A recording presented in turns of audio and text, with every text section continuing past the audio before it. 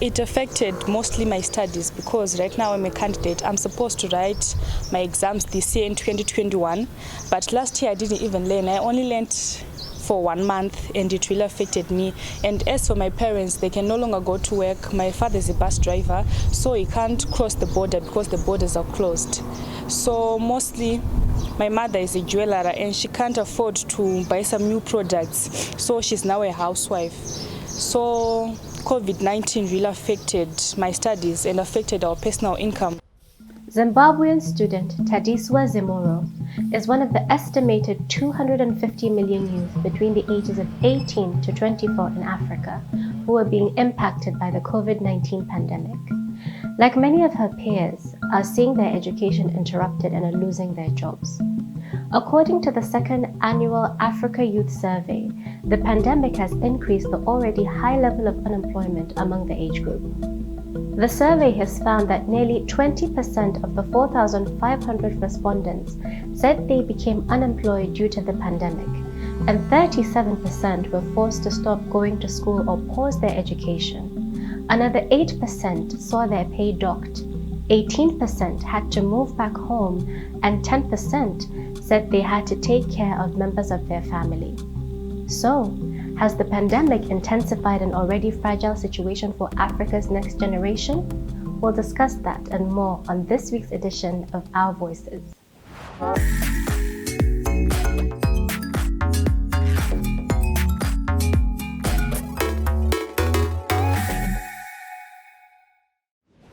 Hello, I am Amina Aliyu and this is Our Voices. On today's program, we'll take a look at how the COVID-19 pandemic is impacting the hopes and dreams of Africa's youth, from unemployment, homelessness, lack of education, drug addiction, mental health, and more. About half of Nigerians, especially youth, are willing to leave the country for a better life.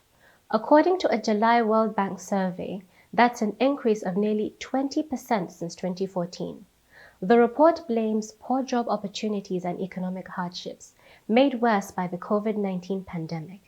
But as Timothy Obiezu reports from Abuja, some Nigerians who have tried migrating to Europe illegally say the risks are enormous. In June 2016, Felix Ebenun wanted to start over after separating from his wife. He was told that he could make it to Europe illegally within 2 weeks. He took the offer and paid about $1,000 to local smugglers who took him from northern Nigeria to Niger and then Libya. It is a suicide journey. It is a one-way journey that you cannot return. The funny thing is that if they leave you in the desert, you will die. Anyway they leave you, because there is no way you can help yourself. You don't know anything about the journey. Ebenum endured hunger and extreme dehydration for many days in the Sahara Desert. He finally arrived in Libya, where he stayed for 2 years, working as a slave with little or no pay. I was sold almost 3 times in Libya. Then, when they say they want to push us, they call it pushing, transport you from the Libyan coast to Europe. I was praying God. That was March 2018, but luckily, an international organization for migration search team rescued him and others in the middle of the Mediterranean Sea en route to Europe. Last month, the World Bank said about 50% of Nigerians surveyed said they are willing to migrate for better economic opportunities abroad, an increase of 20% from a tally 7 years ago. The report also says many of the Nigerian migrants were opting for irregular migration routes. But Emmanuel Gabriel, the founder of Symbols of Hope, a non-profit helping return migrants rebuild their lives, says the situation is worse than what is pictured in the World Bank report. You should be talking about 90%, particularly when you're talking about young people, because of the push factor. The push factors include insecurity, injustices, poverty rate, which is on the increase on a daily basis. Nigerian economist Emeka Okengwu says living standards must be improved for illegal migration to be addressed. So I don't think Nigeria is one of the worst places to live, okay? But I think that the living standards of Nigeria could do much, much better against its resources. Okay, that agreement will stand. Last year, the coronavirus pandemic triggered massive job losses and harmed Nigeria's economy, though it's slowly recovering. But officials say unless the poverty rate is improved, many Nigerians may be willing to pursue their dreams abroad at any cost. Timothy Obiezu for VOA News, Abuja, Nigeria. To discuss, I had the opportunity to speak with Abedin Olashupo, who is the Executive Director of Brain Builders Youth Development Initiative of Abuja, Nigeria. He tells us about some of the challenges many youth are experiencing amid the pandemic. One of the major reasons why people are leaving is because the government has really failed them. We have weak institutions in Nigeria, and young people do not really believe in the system again. So majority of them who want to live into a country where they are assured of their security, they are assured of good education, they are assured of basic life amenity, and of course, the government really takes them serious and is not really even trying to suppress their voice. They are trying to migrate to where they will be given an opportunity in a democratic setting to be a part of the process and freely live without fear of intimidation or harassment. So the reasons are different. Some travel because they want to further their education and they see it as an opportunity to have an Ivy League exposure.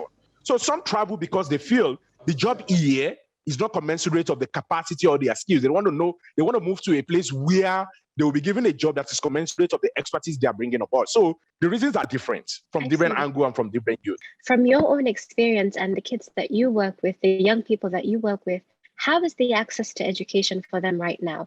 And has COVID impacted this access to education in any way? There are some remote communities without access to internet.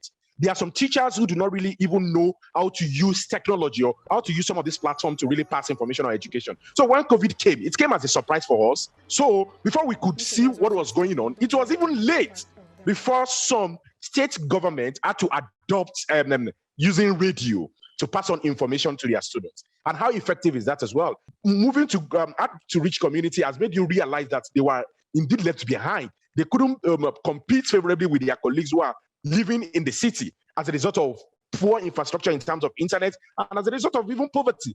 And do you think that there's any connection between this lack of access to adequate education and brain drain? You see Nigerians excelling across different tertiary institutions in the globe. Nigerians, especially youth, are very determined, very brilliant, very intelligent set of people. It's just the system that has, been affecting us a little bit. Because you see, when Nigerians travel abroad, they excel better, they perform better, they become top in different business organizations. So it really shows us that the capacity is there for the young person. How do you think the youth that you work with in your community can overcome this challenge and still come out on top? As youth, you need to know that skills that is marketable in 21st century that could place you above others when you are applying for jobs. That's number one. Number two, you need to leverage on the digital aid, the YouTube, the Google search, the online courses to learn courses that are marketable, courses like artificial intelligence, courses like data science, courses like web development, courses like digital marketing, courses like content curation. You need to learn that skills regardless of the field of study, regardless of any course you study in a tertiary institution. The workplace is not all about what you study now. It's all about the value you want to bring to the table. And secondly, as well, there's a need for us to team up together. So I tell us, against 2023, the Nigerian youth need to arm themselves with a permanent voters card. The Independent National Electoral Commission has provided a platform now for young people to register. A lot of young people showing voter apathy. We have the number, we have the energy, we have the population. We contribute more than half of the Nigerian population. So we need to stop talking and start acting. And how can we act? Get your PVC, arm yourself with power, and start asking the right questions at the right time. It's time for a quick break. But first, do you think the hopes and dreams of Africa's youth are being deferred due to the pandemic? Or are they thriving by thinking out of the box to create a successful future for themselves? Please share your views on our social media platforms. We are on Facebook, Instagram, and Twitter. Our handle is @VOA Our Voices. We are also on WhatsApp. Our number is on your screen. When we return, the school dropout rate has tripled in South Africa. We'll see how students are being encouraged to come back to the classroom despite disruptions to their education brought on by the pandemic. We'll be right back.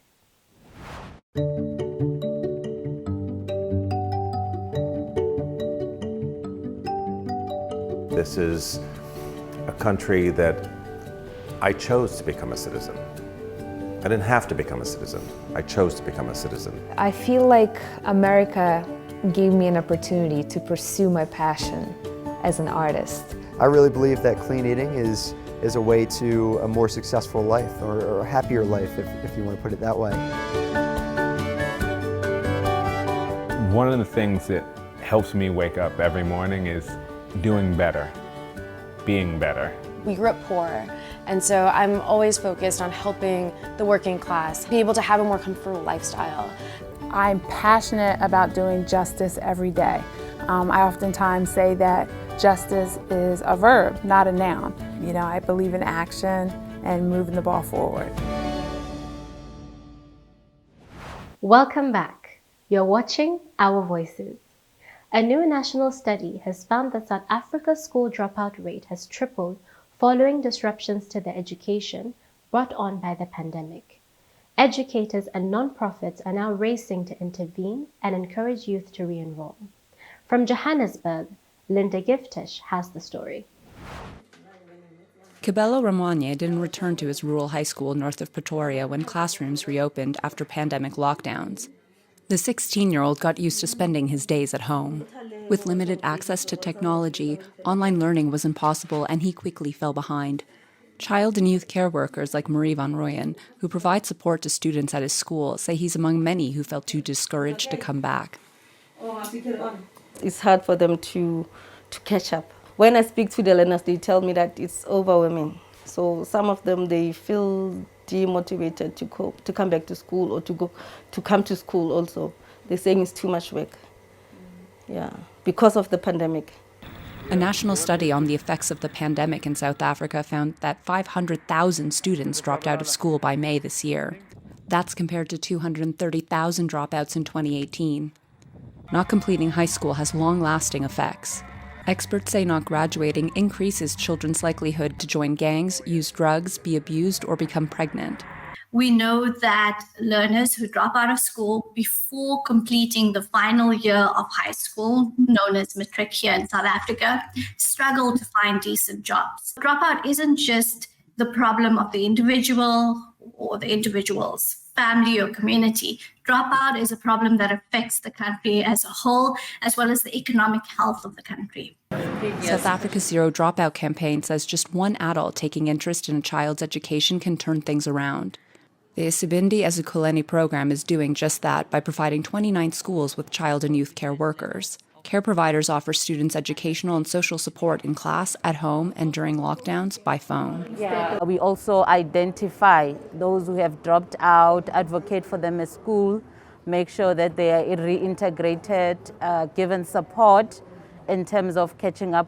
We also help them with the transition to adulthood in terms of assisting them in applying for tertiary and getting them into different programs.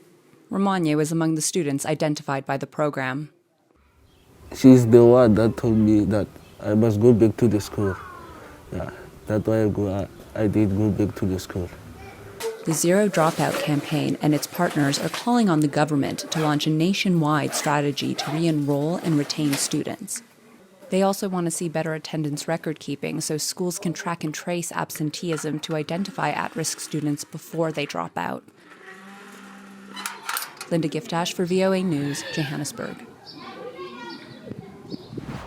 Female refugees are among the most vulnerable to losing out on education, a problem made worse by the coronavirus pandemic. To combat the challenge, the US-funded aid group Refugee offers learning programs to refugee women and girls in Kenya. Brenda Mulini reports from Nairobi. Fartum Garad fled Somalia to a Kenya refugee camp after militia attacked her home and killed her father 4 years ago. She joined her only surviving relative in Nairobi and was able to get support and education even during the pandemic thanks to a US-funded aid group Refugee. During the pandemic, we are given funds that we are learning at home. Yeah, it was a little bit, it was challenging because of the network connection, because of the distraction of the neighbor. It was very hard to concentrate the class at the full time. Sometimes maybe we don't listen well the way the teacher is explaining. Refugee supports refugee women and girls in Kenya because they are more likely to miss out on education and be exploited than males. The coronavirus pandemic has made them even more vulnerable, says Refugee Kenya CEO Geoffrey Thige. They're the ones who are vulnerable to, sexual gender-based violence at the home level. When they are exposed to especially a lot of free time, they end up being very needy. And being needy, they end up also being vulnerable to issues to do with prostitution. And these are economical challenges that these young girls have. Refugee provides a safe house for refugee girls and their children, as well as education and job skills training. Ethiopian refugee Dera Anyanya has lived in Kenya with her parents since she was 2 years old. Refugees Girl Empowerment Program has helped her pursue a dream of becoming a computer programmer. As refugees, most of us we are taken as ladies. Most of us we are taken as us. We are supposed to stay home, do the household chores, get married, get children, take care of the children, your family. So that's why you find more refugees, men or boys, are more educated than the ladies. The United Nations Refugee Agency, UNHCR, says there are more than 80,000 urban refugees and asylum seekers in Kenya, 80% of them women and children. They're facing a lot of cultural barrier which make them forcibly married or early marriage, and also that they're exposed to a lot of sexual and gender-based violence, and also that lack of education and lack of livelihood opportunity. Those are challenges that aid groups like Refugee are helping women and girl refugees in Kenya to overcome. Brenda Mulinya for VOA News, Nairobi. Kenyan authorities say the economic impact of COVID-19 pandemic is forcing thousands of youth onto the streets, and many are turning to crime. To meet the challenge, aid groups are trying to reintegrate homeless youth through sports with the goal of keeping them out of trouble. Victoria Amunga reports from Nairobi. Anthony Ndegwa recalls the day he fled his volatile Nairobi home after ongoing domestic violence over low income. His mother was stabbed by his angry aunt.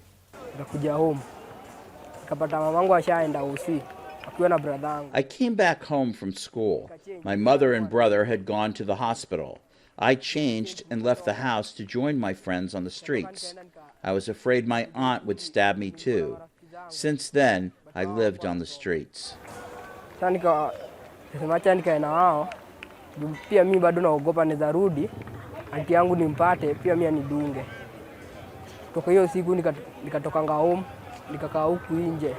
He's among hundreds of youth now off the streets thanks to aid groups that are rehabilitating homeless youth through football. Shuba Wango says the program gives them a chance to gradually reintegrate street youth back to the society and get regular meals as the COVID-19 pandemic continues to disrupt livelihoods. Most of them love sports, so we use that sport. We organize games so that those who want to play and are on the street are willing to leave everything else just so that they can play. And as a coach, I can't let them go back to the street after playing. Scores of the homeless have been rescued from the streets under the Kenyan government rehabilitation program since May. The program aims to rescue at least 500 youth from the street. There's someone who goes to the streets and talk to the children. Then we have a specific day of bringing them here. And now also bringing here, which means there are basic needs that they have to be given or to be provided. We have food, we have medication. The program can only make a small dent in the larger problem. Nairobi has an estimated 60,000 street families, an increase from 15,000 before the pandemic. The number is likely to remain high until the Kenyan economy rebounds from the pandemic. Victoria Amunga for VOA News, Nairobi.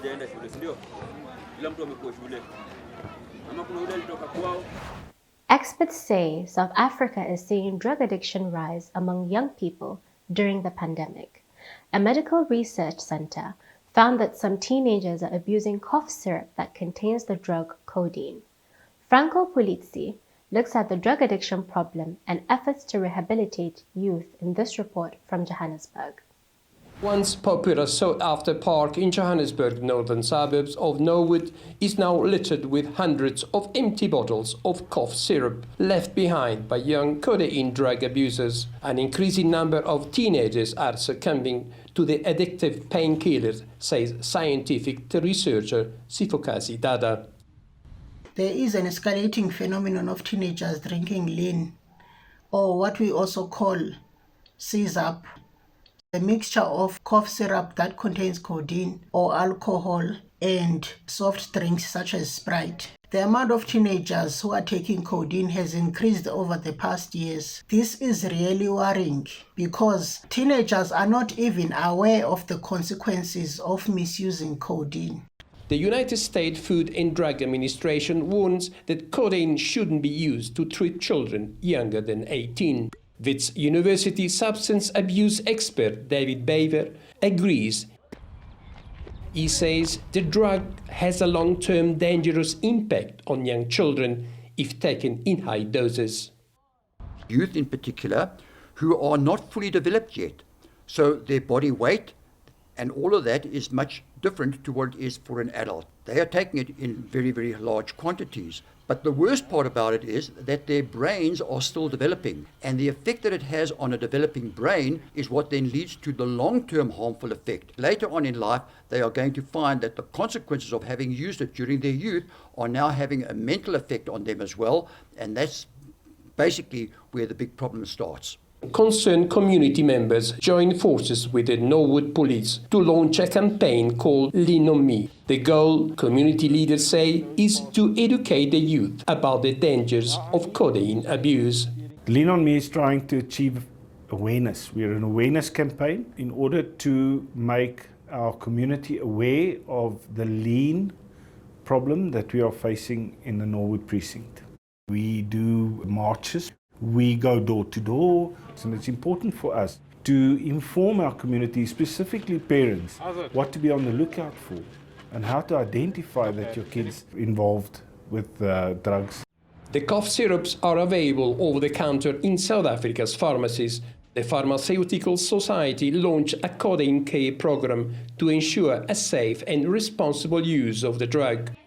Pharmacist Aldri Vandenberg says such initiative can't prevent people from abusing or selling medicine.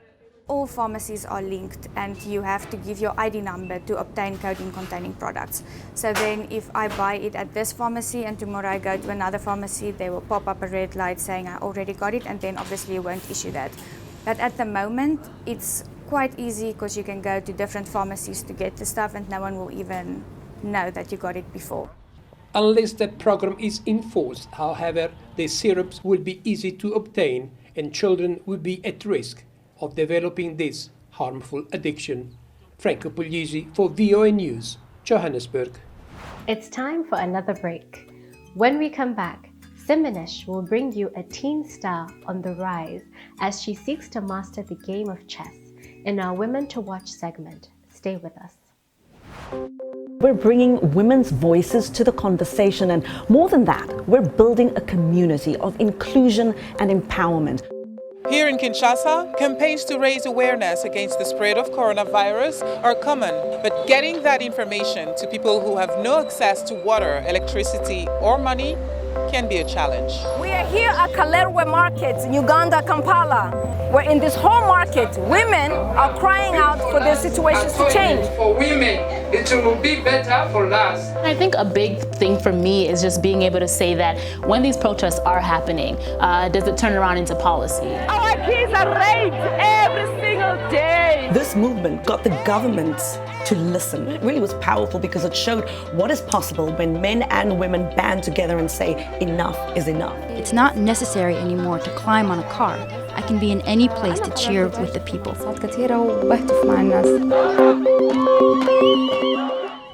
Welcome back. You're watching Our Voices. It's time now for our Women to Watch segment with Siminesh Yakoye. For this week's Women to Watch segment, I'm happy to introduce to you Sarah Momani from the Mukuru Kwanjenga settlement. This is one of Nairobi's poor neighborhoods where many young people are led by drug or crime due to poverty. But one group is using the game of chess to transform the lives of young people. Lenny Ruvuga has this report from Nairobi.